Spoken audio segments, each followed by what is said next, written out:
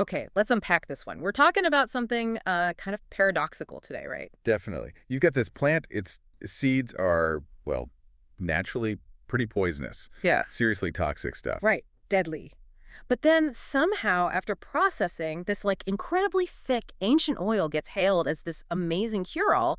People are even calling it nature's Botox. How does Uh, that even work? It's a total Jekyll and Hyde situation. I mean, we're talking used going back at least 4,000 years. Ancient Egypt, traditional Chinese medicine, Indian medicine, Yeah. they were all using it. 4,000 years. Wow. Yeah, but the key, like you said, is the processing. Somewhere along the line, people figured out how to get rid of the dangerous part, the ricin, and just keep the therapeutic oil. It's quite a transformation. Okay, so that's our mission for this deep dive. Figure out the real story behind this oil. We need to sort the actual benefits from maybe the more exaggerated claims, everything from wrinkles to like liver congestion. Exactly. And we'll try not to sound like a medical journal doing it. Honestly, when you're talking about one single super sticky oil that supposedly fixes everything from sore knees to dry eyes, well, you need to keep it real, maybe a little bit sarcastic. Agreed. So, first things first, let's tackle the most important bit. Separating the good stuff from the, well, potentially useless stuff. The quality. It really, really matters here. Oh, absolutely. That's the foundation. You can't just, grabbing the old bottle off the shelf, especially the cheap, clear stuff, and expect miracles. It's like putting cheap gas in a fancy sports car, right? You're trying to get these healing compounds deep into your body. You need the purest stuff possible. Precisely.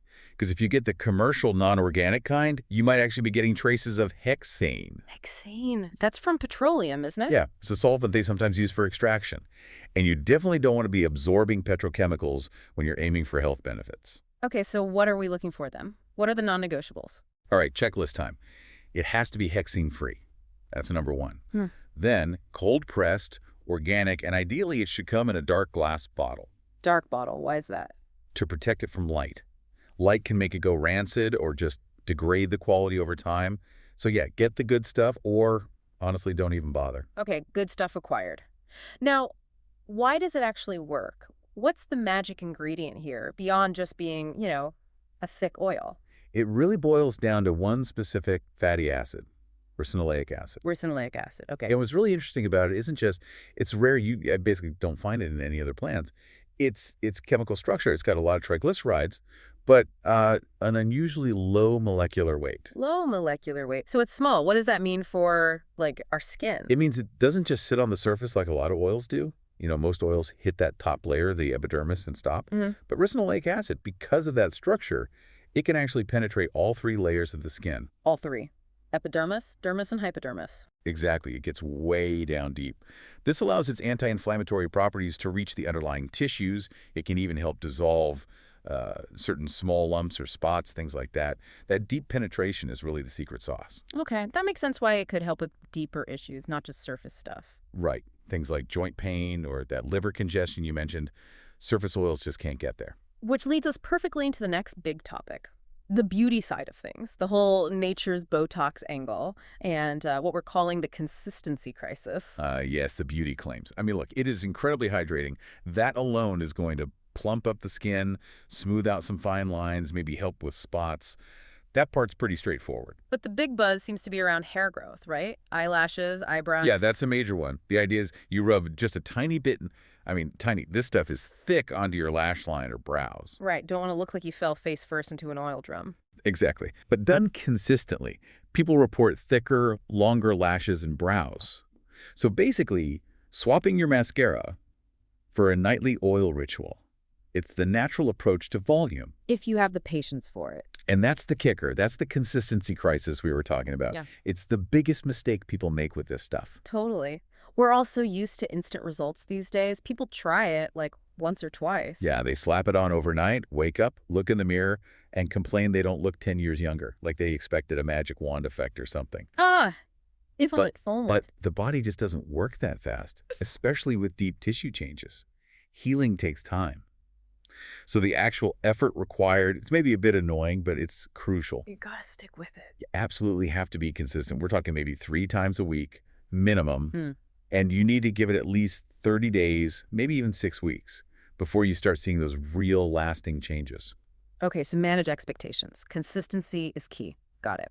Right. If you're going to commit to rubbing sticky oil on your face that often, you deserve the payoff. Now, let's zoom out from the face, because this oil seems to pop up everywhere. Section 3, the full body fixer. Right. This is where it becomes like this old school DIY repair kit for the whole body. Mm.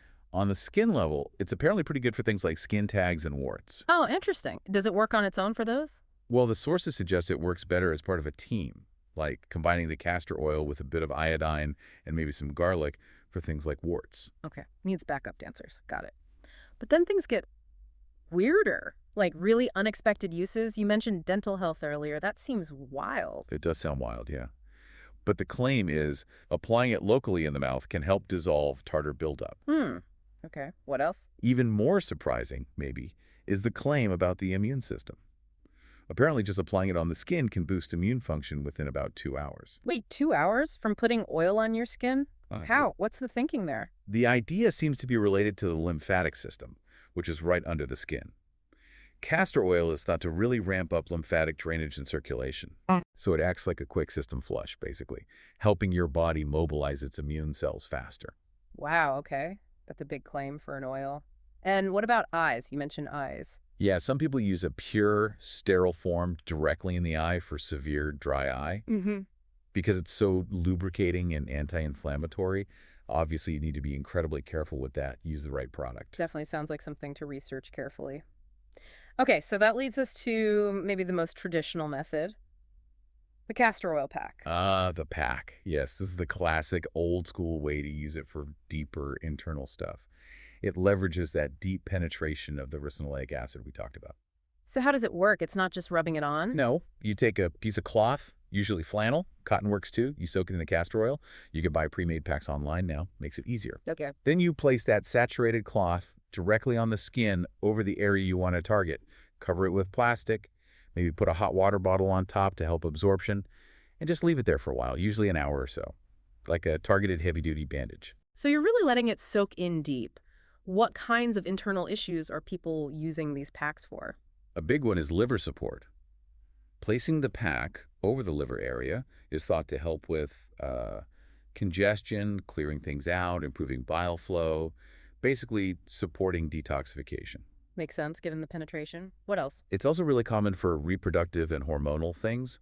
So applying packs over the ovaries, say if someone has cysts, or directly on the breasts. Okay, and for fibrocystic breasts specifically, there was something about combining it with another supplement. Yes, exactly. Fibrocystic breast issues are often linked to excess estrogen in the body.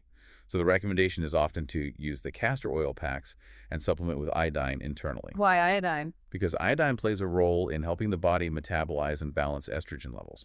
So the pack works topically, the iodine works internally, a two-pronged approach. Interesting synergy. Okay, we've covered skin, detox, old school compresses. Let's get into the advanced stuff. Section 4, advanced hacks and the really important disclaimer. Right, so we know it's powerfully anti-inflammatory.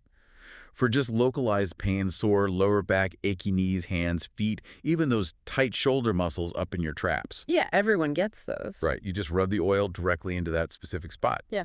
Pretty simple. But what if you're dealing with something chronic, like arthritis? Is there a way to boost the effect? Yes. For arthritis specifically, the suggestion is to mix in some magnesium oil with the castor oil before you rub it in. Magnesium is also great for muscle relaxation and pain. Okay, a combo therapy. Makes sense.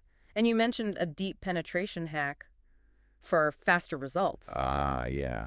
For people who really need it to get in deep quickly, there's the option of adding a tiny amount of DMSO. DMSO. Okay, a lot of people know that one. It's pretty potent stuff. What does it do here? DMSO is basically, well, it's like a transport vehicle. It dramatically increases skin permeability. So it essentially carries the castor oil compounds deeper into the tissues, much faster than the oil could get there on its own. It's definitely a next-level technique. Use with caution. Right. Sounds like it. Now, what if the inflammation isn't just in one spot? What if it's sort of body-wide systemic inflammation? Do you have to, like, bathe in castor oil? Thankfully, no. That would be sticky.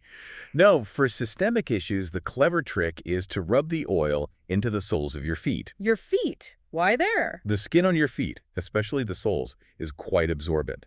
The oil gets taken up pretty quickly into the bloodstream from there. So those anti-inflammatory compounds can then circulate throughout your entire body. Huh, that's actually brilliant. Simple, but smart. Okay, before the big warning, just quickly confirm other uses. Hair and scars were mentioned. Yep, confirmed. It's known to stimulate hair follicles, so good for hair growth. Plus, its antimicrobial properties help with dandruff and dry scalp. For the scalp specifically, Jamaican black castor oil is often recommended. It's processed differently. Includes some ash, thought to be better for hair. Gotcha. And scars. Yes, very effective on scars, surgical scars, stretch marks, old injury scars. Consistent rubbing helps soften the tissue and make them less noticeable over time. Okay. Now, for the grand finale of the beauty routine, you mentioned some pretty extreme next-level skin hacks.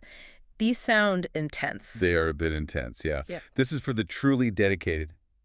Hack number 1, combine the oil with cold shock, like actually dipping your face in a bowl of ice water. Seriously, ice bath for the face. Yep.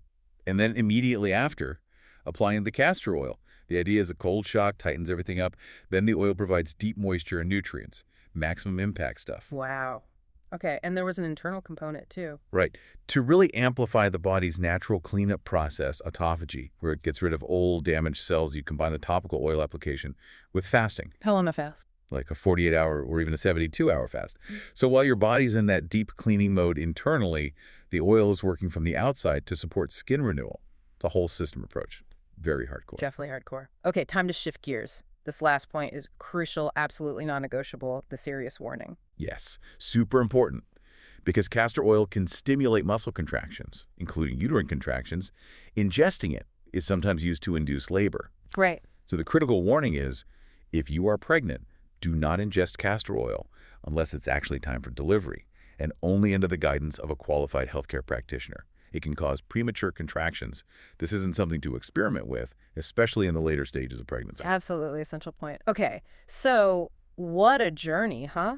We started with a seed that's literally poisonous. Right, and ended up with this incredibly thick, goopy oil that people are using for everything from smoothing wrinkles and growing eyebrows to detoxing their liver and easing systemic pain. It's kind of amazing, really, how one single, ancient, highly processed oil can be applied in so many different ways, targeting such a huge range of issues, from like surface vanity things to deep internal organ support. It really is remarkable. It does make you think, though.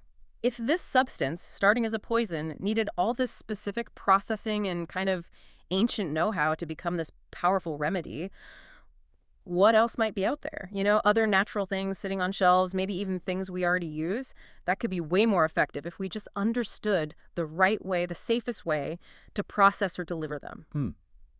That's a really interesting question to ponder. What other ancient wisdom are we maybe overlooking or just haven't quite figured out yet? Definitely food for thought.